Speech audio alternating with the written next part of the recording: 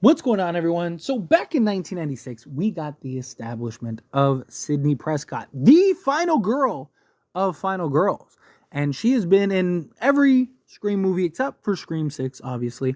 But it's supposed to be the main focus once again in the upcoming Scream 7. And, I mean, from a historic level, I mean, she's a character that, usually by now, the final girl has died, right? Like Halloween, all of them, right? Friday the 13th, Nightmare on Elm Street. We've seen the final girl die at some point.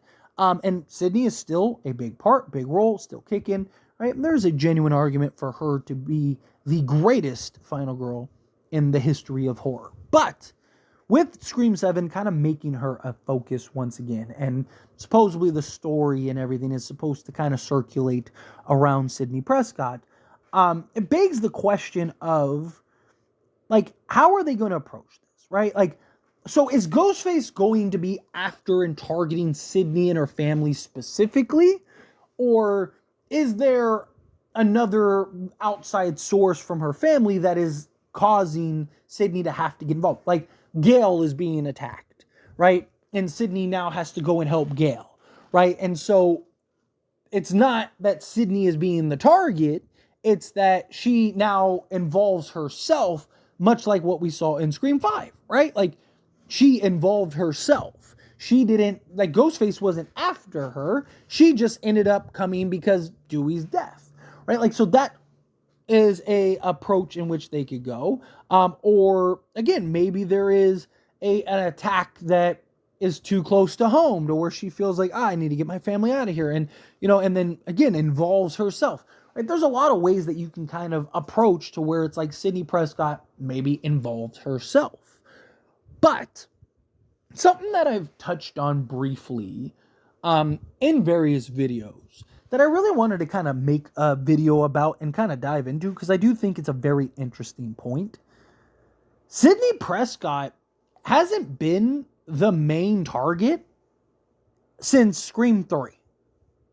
And it begs the question of, like, is that a sign that that's how this is going to go?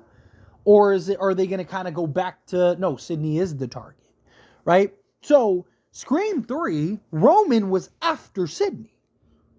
Roman was trying to find Sidney Prescott and started the killings and started everything to lure Sidney out of hiding in order to go after her, right? But in Scream 4, Sidney wasn't the target. Jill wanted to be the new Sidney. She wanted to replicate what Sidney went through. Sidney just kind of happened to show up, right? Because she was doing her book tour and everything like that. She was doing her book deal, right? But Sidney wasn't the main, like, Ghostface wasn't trying to go after Sidney just for the sake of going after Sidney. Everything Jill did and all of Jill's, like, points and purpose all could have happened without Sidney Prescott. It's just Sidney showed up. And thus, there you go. Like, Jill was supposed to be the target, right? But then she ended up becoming Ghostface, right? Scream 5. It was Sam. Again, Sidney didn't go after, or Ghostface wasn't after Sidney. Sidney was after Ghostface. Ghostface took out Dewey, and Sidney wanted to avenge Dewey. Scream 6, Sidney wasn't even in it. So literally, the last time Sidney was actually a target was 25. And if there's a time skip like there's supposed to be in Scream 7, then you're talking like 26 years since the last time a Ghostface actually targeted and was after Sidney Prescott directly. Why now? Why would Ghostface all of a sudden out of left field want to go after Sidney Prescott now, right? Like, so to me, it makes more sense that there would be this outside element that gets Sidney Prescott involved. That Sidney now feels the need to inject herself in some capacity or another to maybe protect her family or to help Gail or whatever. Plus, there's also a lot of talk that Sidney's family isn't really going to be involved in this film heavily. Right? Like, if Ghostface was after Sidney and her family, you would think that this would be more of a Sidney and the family type film. But it's supposedly not. Again, we only have the rumors and information that we have to go off of, so I don't know for certain. But, you know, if Ghostface was after Sidney and her family for whatever reason, you would imagine that her children, as well as Mark, would be more involved, or at least Mark and Sidney would be more involved, right? Like, instead of making this like a buddy cop with Gail and Sidney, you make this a buddy cop with Kincaid and Sidney, right? Like, that could be the approach. But that doesn't seem to be the direction in which they're going. That doesn't seem to be the direction in which they're heading.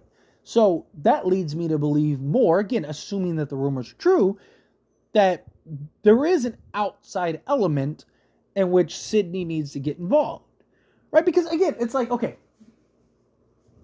let's say Ghostface goes after her family. Like, yes, you can make the argument, well, Sidney wants to keep her family safe. So, you know, they're in hiding and you want to leave Mark Kincaid there so that way he can protect them and all that stuff. But like, again, it's the husband, right? And if they're married, at what point as a husband do you go and help your wife, right? Like, you know, the sanctity of marriage, took an oath, all that stuff, right? Like, at what point do you, because I mean, he already did it in Scream 5. He already let Sidney go and could potentially have died. Again, it's not like Mark is some random guy. It's not like Mark is just this, like, slub that's going to get in the way. Like, he's a detective, or was a detective, or however they approach this, right? Like, it's a guy that, you know, you got to imagine would have connections and whatnot. You don't think that he doesn't have the ability to keep his family safe without him there? You know, what happens if he died or whatever, right? Like, again, like, Mark Kincaid, I would imagine, would have a way to essentially keep his family safe if push comes to shove, and he could help Sidney go and track down and take on Ghostface, right? Like, you would think, at least, right? Like, so, to me, it's just like, if you're going to make this film where Sidney is involved, then it makes sense to do it through an outside source, right? Rather than a direct source where now Sidney, yes, obviously she would go and protect her family. Obviously she'd want to go and track down Ghostface. She'd have that added motivation, but I think you can do a lot of the same stuff. And, you know, where maybe Ghostface hasn't found her family, but it's coming, right? Like, I gotta stop this now before they come after my family. I gotta get involved now before Ghostface, you know, tracks us down or something. It's why, like, I really think there's gonna be an outside source. But again, like, how do they approach this? Because again, Sidney has not been the target, the main target, right? But that's also not a bad thing. Again, like, how many, like, even in Scream 4, yes, she wasn't the main purpose, the main focus, the main target, right? Jill was supposed to be the main victim. Like, Jill was supposed to be, like, Jill, like, it was supposed to all be kind of a setup, right? And yet, it still can kind of get played out, right? Because it's just like, you know, Sidney Prescott, like, how many brothers, cousins, nephews, uncles want her dead? Yeah, obviously it's easy to just be like, well, it's Ghostface. Like, Ghostface doesn't want to kill Sidney Prescott. Right at this point, you know, Sidney's kind of the white whale, right? Sidney's the character that, like, every Ghostface would love to take out. Well, how come Ghostface hasn't tried to do that since? Right? Whether you establish the cult idea or you go another route or however you approach this, right? Like, why is Ghostface now all of a sudden going after Sidney Prescott? Why wasn't Ghostface going after Sidney Prescott at any of the other last 25 years? I mean, Sidney's literally out in the open, running with her kid, getting a jog in before school. Yes, she has to take her girls to school and all that stuff. Like, all of that, that wasn't Sidney a few years, you know, a few films prior, but, you know, that the time gap would be like, whatever, 20 years. But you get my point. Like, Sidney Prescott went from being, like, a recluse in the mountains hiding to, like, now out in the open, out of darkness. She's ready to take on and conquer the world. You know, she writes her own book. She does this, she does that, right? And Ghostface just left her alone all this time, right? Like, it's been 25 years, 26 years since Ghostface actually thought, like, hey, you know, it'd be fun. Let's go after Sidney Prescott. I don't know. It's a little weird. But anyway, as always, this is a discussion. Pass question on you. Let me know your thoughts and opinions down in the comments below. What do you think? How do you feel? What are your thoughts?